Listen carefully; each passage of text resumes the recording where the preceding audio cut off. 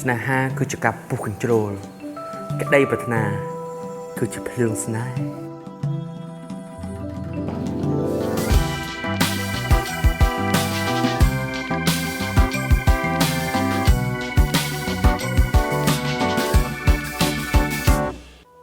ស្នេហាគឺគ្រាន់តែដៃគូហាមាត់គឺយើងដឹងថាគាត់ចង់និយាយអី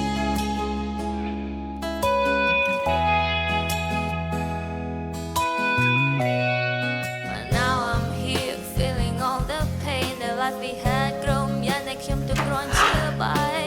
ពេលនេះទៅសោកសង្រេ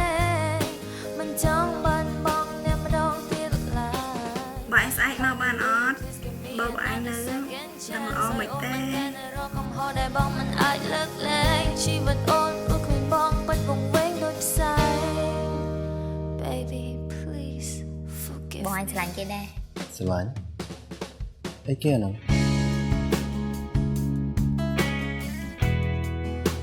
សងខ្មែរ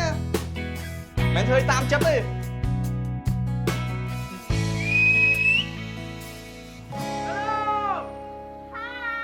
ស្នេហាអូនមិនមានទេ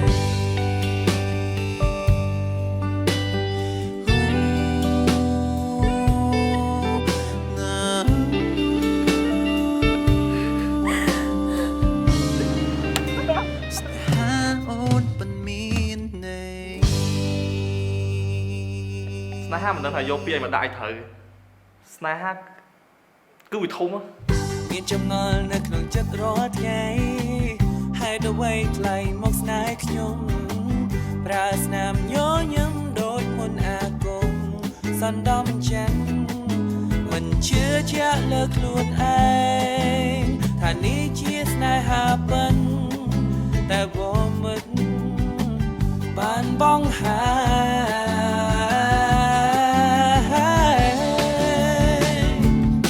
គេថាស្នេហាដោយរំកំខ្ញុំនៅមិនយល់ថាជាអ្វីគេមកពន្យល់ប្រាប់ថ្លៃឲ្យបានដឹងស្នេហាគឺជាអ្វី